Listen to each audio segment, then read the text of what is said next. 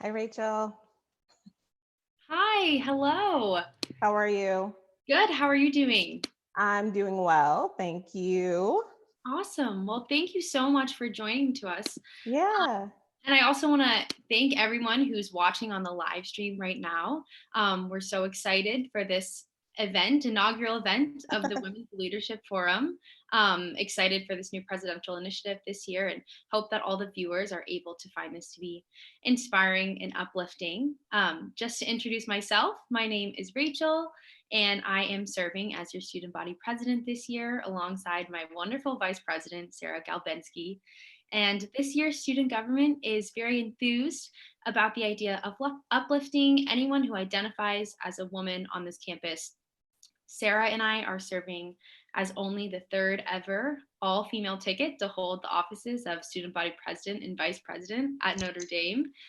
So, galvanizing more women into leadership, both on campus and on a larger scale, is a priority for us. So, especially in this historic year for women, the centennial of suffrage, we're looking forward to having reflective and thoughtful conversations about what it means to be a leader, use our voices for justice, and lean on each other as we strive for change.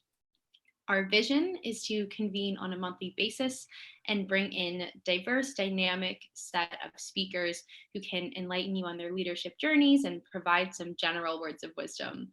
And we are so excited for our first keynote speaker today, Kara Herring, who serves as the Director of Public Affairs in the Office of Public Affairs and Communications. And she's passionate about giving back to the community and fostering inclusive environments for learning. So I will turn it over to Sarah to introduce her now. Thanks so much, Rachel. I have the honor of introducing Kara Herring. And Kara Herring, JD, received her Bachelor of Arts in Communications and Public Relations from Purdue University and her Juris Doctorate from the Valparaiso University School of Law. She is currently in her 8th year with the University of Notre Dame and serves as the Director of Public Affairs in the Office of Public Affairs and Communications. In this role, she assists with cultivating campus relationships with community nonprofits, businesses, and state and local government officials. Additionally, Kara oversees the university's 100,000 annual United Way campaign, public affairs engagement stories, and assists with engaging faculty, staff, and students with service initiatives in the region. Prior to her current role, she served on the University of Notre Dame's Office of Human Resources Senior Executive Leadership Team, overseeing workplace culture compliance, including Title VII, Title IX, the Americans with Disabilities Act compliance, and workplace investigations of harassment and discrimination. Kara served as the third vice chair for the South Bend NAACP for the past year. She is an executive board member for the Clubhouse of St. Joseph County, a nonprofit devoted to helping individuals with mental illness, and a board member with DTSB, Downtown South Bend, an organization devoted to the economic growth of the city of South Bend through tourism, entertainment, and business development. Kara is the assistant pastor at Faith Alive Ministries, a church founded by her parents, Bishop Eddie and Diana Miller, and now overseen by her brother, Grammy-nominated international speaker, Pastor Jonathan YPJ Miller. In November of 2016, Kara founded Lucy Mina Consulting, LLC. She has a number of musicians and public figures as clients, including 9-year-old Atlanta, Georgia author Nicholas Bumma, whose book has been accepted into the Library of Congress, debuted as a #1 bestseller on Amazon Kids Books, and was featured on The Steve Harvey Show, and Beyonce's drummer, Vanzella Joy the Drummer Williams. Kara ministers and speaks at events across the country and is passionate about gender issues, specifically the intersection of race and gender, and the experiences of Black women in higher education, corporate culture, and religion, and recently authored a book on these very issues. Kara is married to Ray Herring, the Director of Regional Development in the University Relations Development Office at Notre Dame. Ray and Kara have 2 children, Brianna and Jamari, and it's my pleasure to introduce Kara Herring, our inaugural keynote speaker. Thank you so much, Sarah. That was very long and very kind. I told Rachel and Sarah, I'm like, I'm going to send you my bio, but just use the pieces that you want. So it's very kind of you to read all of the accomplishments and things that I've been working on over the last decade plus of my life. I'm very excited to be the inaugural speaker. So thank you for having me. We also are expecting, so I'm 8 months pregnant. We have another one on the way. Our son, Bryce Herring, his due date is October 17th. So we'll see how that goes. I'm getting close to the end here, but I'm very, very passionate about my family and very passionate about the mission of the university and the work that we get to do for this community. So I'm super honored to just talk a little bit about my journey as a leader at Notre Dame, and then maybe dive into some of the questions that Rachel and Sarah sent.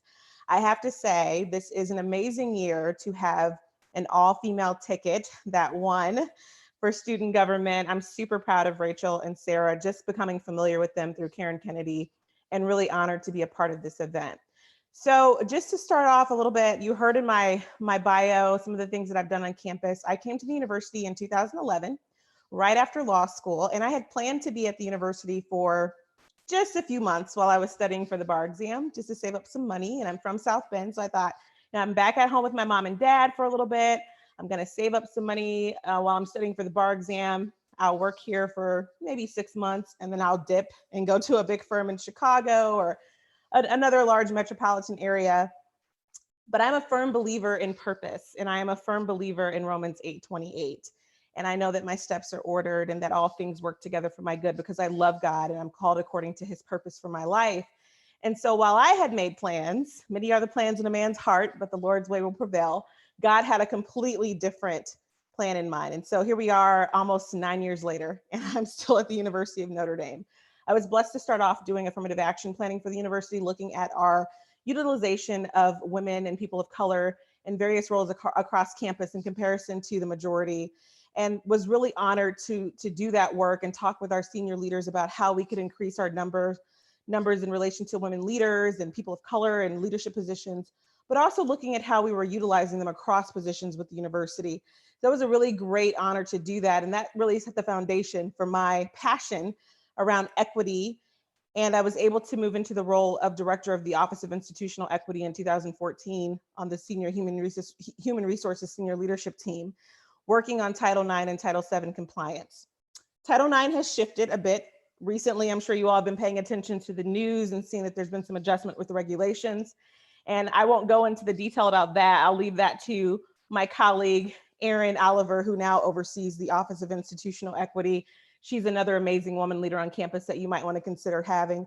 I'll leave that to her, but I will tell you, Title IX work, and anytime you're doing work with investigations and looking at campus culture and really trying to make sure that those who don't always have a voice are heard, it can be quite challenging. And so I learned a lot during my time as a leader with the Office of Human Resources and really working through some of the toughest content I've ever faced in my career, working with our senior leaders to address instances of harassment and discrimination, working with our senior leaders in student affairs to address issues of sexual assault and sexual misconduct, and then working with our Office of General Counsel to really look at our policies and our procedures to see how we can obviously be compliant with what the federal government requires of us, but to even move beyond compliance into a space where we really were living the mission of the university, making sure that, yes, we check the boxes. We have lawyers on campus to make sure that we do that, but it's deeper than checking the boxes when you're working in Title IX and Title VII and any type of equity work. You want to make sure that you're truly living up to the mission of the organization that you're with. And Notre Dame did a really great job of that, having conversations with our senior leaders, really having conversations with Father John and Jack Swarbrick and those that are a part of those conversations to make sure that the work that we were doing didn't just check a box, but it really helped to foster a positive campus environment. I have to give a big shout out to Christine Karen Gebhardt, worked a lot with her when she was the director of the Gender Relations Center. So she's since moved on to a much more advanced role. She's one of our senior leaders on campus. But Christine Karen Gebhardt, Bill Stackman when he was still here, Aaron Hoffman Harding, a lot of our partners in student affairs and our partners in the Office of General Counsel on the provost side as well, made sure that we were really looking at that campus culture. So that was a great position for me to be in. I learned a lot, but it was also one of the most challenging positions as a woman leader. And I'll tell you why. And this is the piece that I want to kind of transition into since we're talking about leadership as women on our campuses and in the future businesses that you all will go out into, the nonprofits, your communities. I was very young when I became the director of the Office of Institutional Equity. I was probably just a few years into my career. I think I was around 32, 33. I can't remember for sure. The numbers all start to merge together after a certain point in time, but I was 32, 33. And it was also the first kind of senior executive leadership position that I've held since coming out of law school.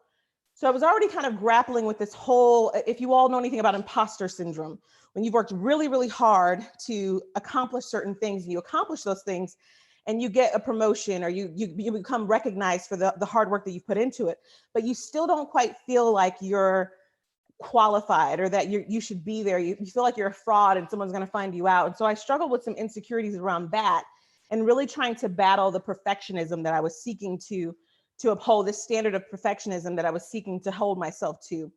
Additionally, we are at the University of Notre Dame, which is an amazing university.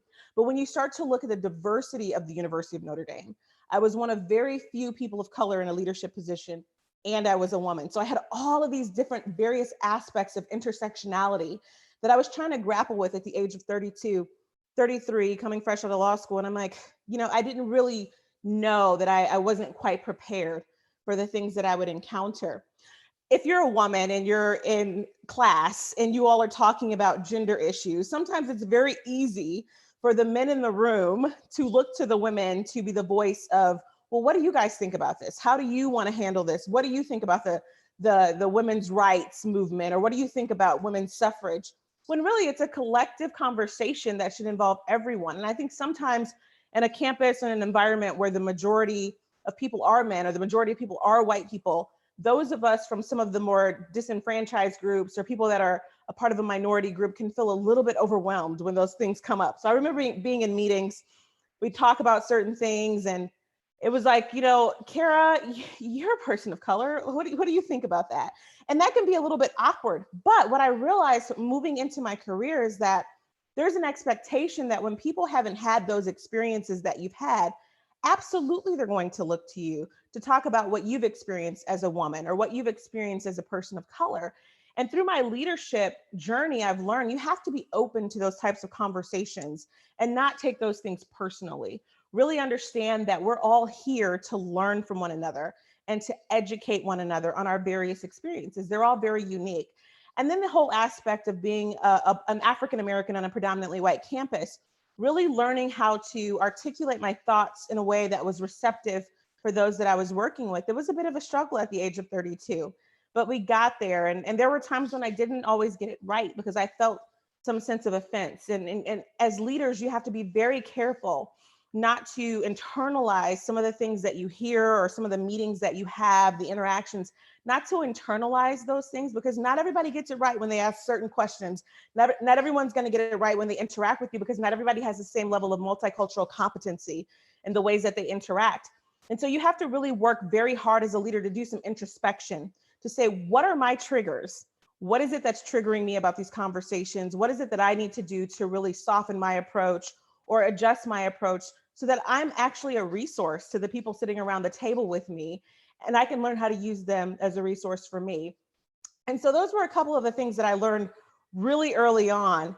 And the final piece I would say that really helped with my leadership journey at the University of Notre Dame, and this is as I was transitioning out of the Office of Institutional Equity into our Office of Public Affairs and Communications with Tim Sexton and Paul Brown and their team.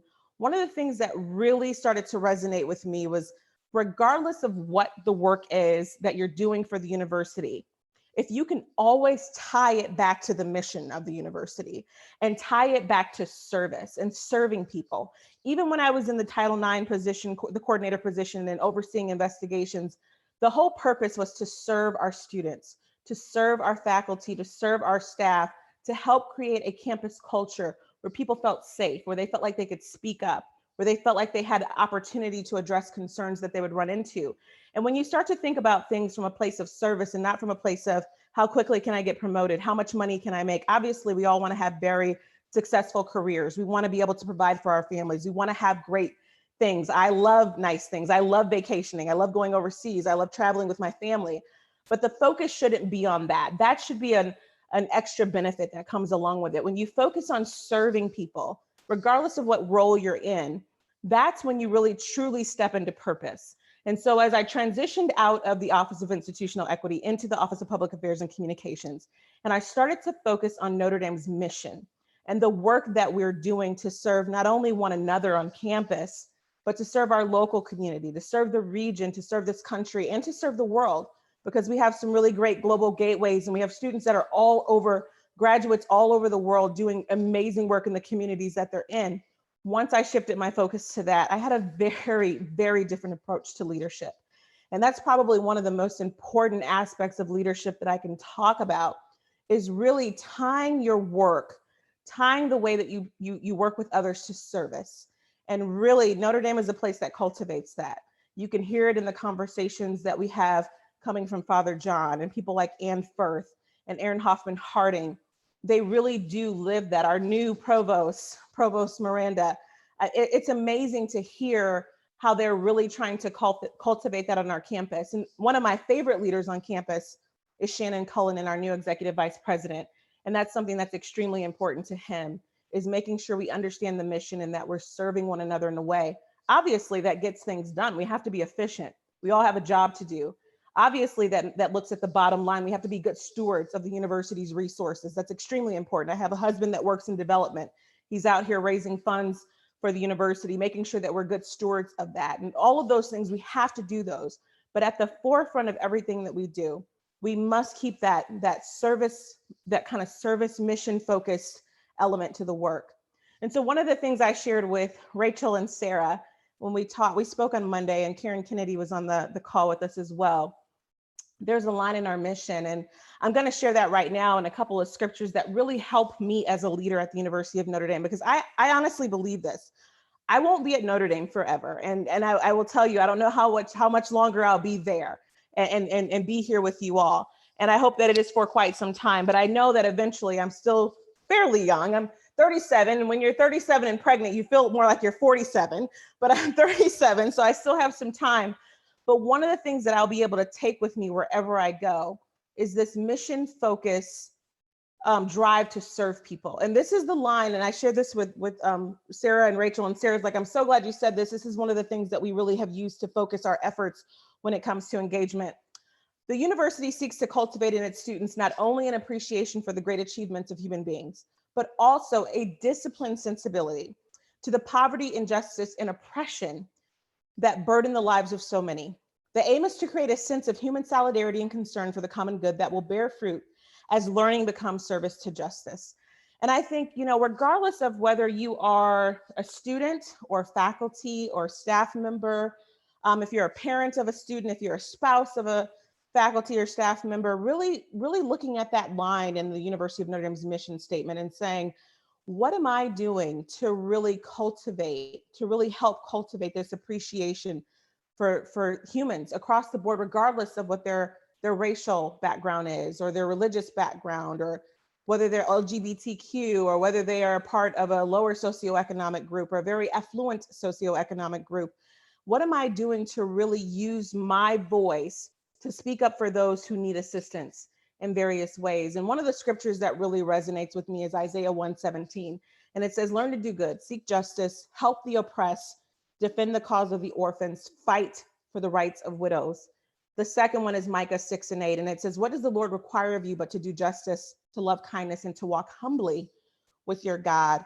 And once I really reflected on those scriptures during my time of introspection as a leader, during my time of stepping back away from the role and kind of getting out of all the noise of, you have this deadline, you got that deadline, this policy needs to be reviewed, this person needs to have a Zoom meeting with you or a meeting. Once I stepped back and really focused on our mission in those scriptures, that's when my purpose and my leadership really started to emerge and become very clear for what I was supposed to do, what I was called to do during this time frame for the University of Notre Dame. So I'm extremely honored to be a leader at Notre Dame. It's a burden that, not everybody's ready for. At Notre Dame, they say this all the time, you do something great, the world expects it. You do something bad and people are like, the media, everybody picks up on it. So we're constantly looking, people are constantly watching us. We're constantly setting the standard of what other universities and colleges do, which is an amazing position to be in, but it's also one of great responsibility. And the way in which we handle that is critically important, and tying things back to our mission and our faith is probably one of the best pieces of advice that I can give. So that's really what I wanted to share about my leadership journey at Notre Dame. And I know that there were a few questions, and I didn't know if you wanted to go into those now or if you wanted to wait, but I'll turn it back over to you, Rachel. Absolutely. Well, Thank you so much, Kara, for all your words of wisdom. You are such a testament to what it means for our learning to be service to justice. So I really appreciate you today and you speaking about your entire journey. But I know something you didn't mention is that you have written a book. So I would love if you could speak a little bit more to what inspired you to write, what the writing process was like, and what you learned from this process and what your takeaways were. Yeah, absolutely. Thank you. I did see that that was something I was supposed to mention. So I ran to my office and grabbed a hard copy just to show you guys. I hope you can see it on the actual camera. The title is a little provocative for some. It's called Boobs and Brown Skin. And I will tell you the impetus for that title. I wanted something that was going to be very thought provoking and that would get people's attention. But you know, women face unique challenges in corporate culture, higher education, religion. I'm a minister of the gospel, so obviously there are a lot of different areas that I operate in. And when you add Blackness to that, to being a woman, the intersection of race and gender, the challenges grow exponentially. And I had some challenges early on in my career. There are challenges I faced in law school, again, being at a predominantly white institution and really trying to find my voice in a way that would be effective for the moment that I was in. And so grappling with the intersection of race and gender has been a continuous thing on my journey. And it's something that I'm so comfortable with now that, you know, through prayer and a lot of discernment, I really thought, you know, I'm going to write a book about this. Because when I was a young leader coming into an organization, or even when I was a law student serving as the president of the Black Law Students Association or vice president of the Student Bar Association, there were so many things that I wanted to learn about leadership, and I didn't necessarily have all the tools that I wanted. And so I thought, you know, I'm going to write a book for Black women in particularly, to really emphasize the necessity of introspection and personal accountability on your leadership journey. You're obviously going to run into people that are contrary. That's going to happen regardless, from kindergarten all the way up until you take your last breath on this earth. There are going to be challenges that you face. You cannot control other people. The only thing you can really control is the way in which you react to certain situations. And it took me some years to get there. And so I wrote this book to really talk to Black women in particular about their journey as leaders and how they can use their voice in a way that feels comfortable for them. And I will tell you, you know, we're not a monolith, Black people. We're definitely not a monolith. And women, we're definitely not a monolith. We have so many different types of personalities, leadership styles, approaches. But there's some really good things in here. And one of the chapters, Rachel, that I love, that I talk about, is called Secure the Lifeline. And the Secure the Lifeline chapter really talks about mentorship and connectivity to other women. And I think that is critically important on a leadership journey, that you're not isolated, you're not alone. Because for me, one of my mentors, she's a chief operating officer for Aon Corporation. She's the chief operating officer for the Canada location. Her name's Terry Lynn Devonish. I actually talk about her in the book. She has been such an amazing resource for me.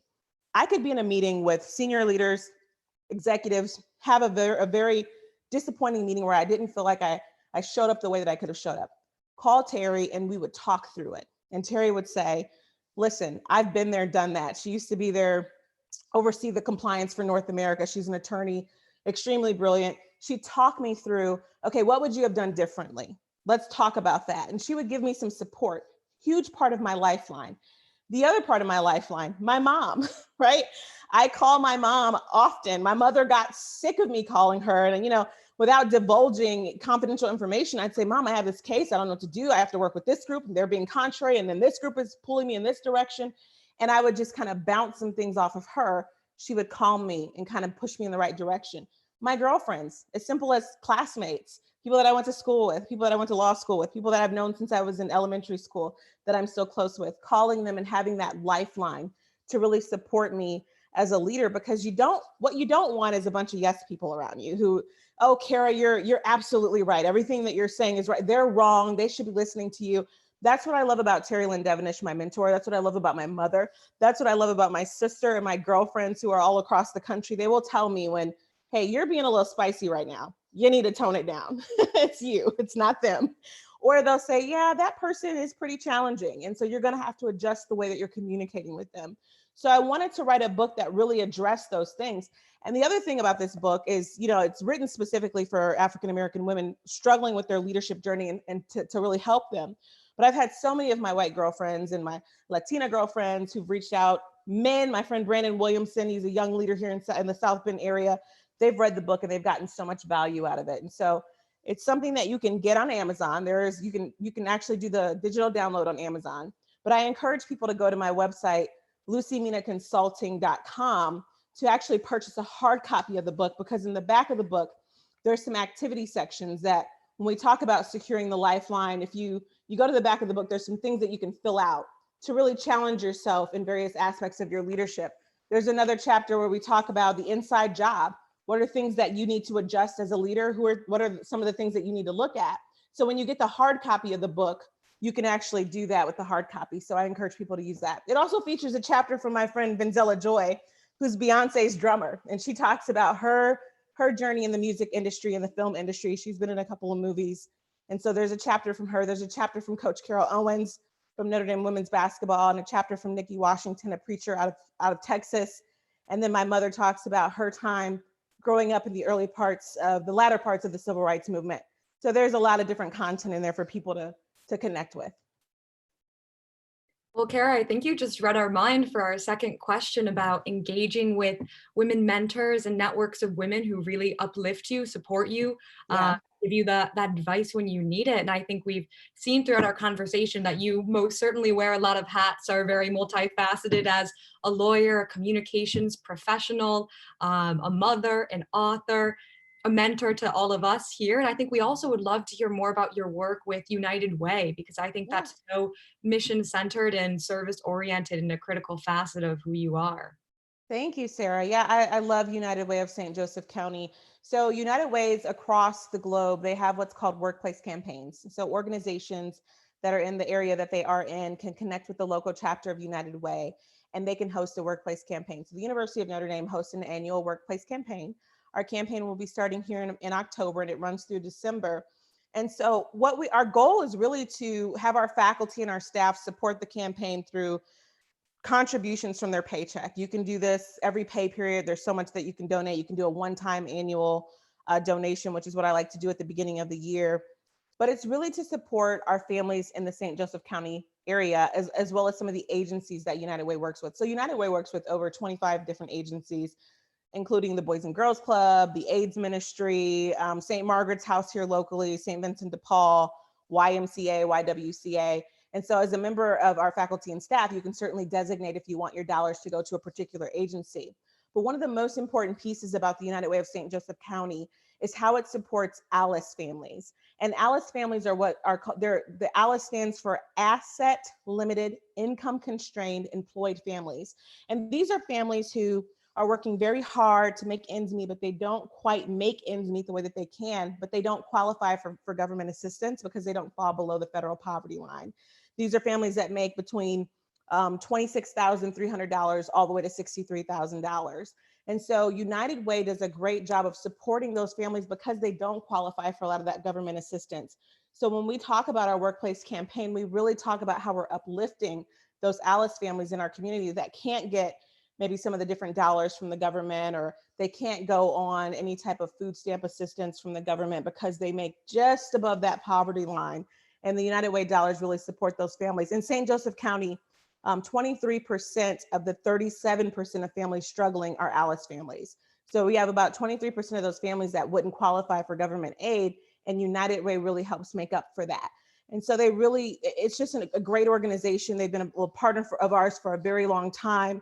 And what I would say is, even once I've moved on from public affairs at Notre Dame into something else, it's an organization I believe so deeply in, because we contribute so much to it, that I would certainly continue giving to that organization. One of the other things is this year I've been talking, you guys know Tommy Hahn, who's a part of student government. He's amazing. We've been trying to figure out a way to possibly get students involved this year. We've had students involved in years past, and once students graduate and go on to the next thing, sometimes that falls off, but hopefully we can figure out a fun, safe, social distanced way to get our students involved in the campaign this year, whether it's through some type of dormitory coin drive or something like that. It would be really great. So we do a lot of support for our local community, which I think is very important. And Notre Dame has one of the largest workplace campaigns in the region. So I'm very proud of us for the donations that we contribute to that organization. Wow. Yeah. Well, thank you so much for sharing all of that. Kara. Really appreciate it. I think you've been quite an embodiment of what it means to be a public servant and given back to your community in such profound ways. So Thank grateful you. for all of the work that you've done throughout your life. And just wondering, sort of as a final question, as you've taken this whole journey and worn lots of hats, as Sarah said, and really just interacted with a number of issues, what is the best piece of advice that you've received in carrying all of this out? The best piece of advice, there's two. The first one is when you're receiving feedback about your work, when you're receiving feedback about a project you've been involved with, never take it personally. Always take the feedback and apply it to the work. Don't apply it to your personality. Don't apply it to the way that you dress. Don't apply it to the choices that you make at lunchtime. Apply it to the project, apply it to the work. And the second best piece of advice is be comfortable in your own skin and show up as your authentic self. And once I figured that out and I started showing up as my authentic self and stepping into the authenticity of my leadership style, that's when I became very comfortable as a leader on the campus of the University of Notre Dame. So those two things have really stuck with me. Well, thank you so much. It's been such an honor to have you here today as our inaugural keynote speaker for the Women's Leadership Forum. And again, on behalf of Sarah and I and just the general student body, we want to thank you so much for leading kindly and walking humbly and teaching us how to go through our experiences and engage in very intentional ways. I think this has been so uplifting and enlightening for all of us. Thank you. Appreciate your emphasis on intersectionality and just so overjoyed to have you here today. So thank you so much for speaking with us. Thank you for having me. I'm super, super honored. Thank you. Thank you so much, Karen. We'll be sure to pop on Amazon after this as well and order up your book. I'm very excited for those worksheet pages. Thank you. Of course. Thank you so much. Make it a great rest of your day. Thanks. You too. Take care. Take care. Bye. Bye.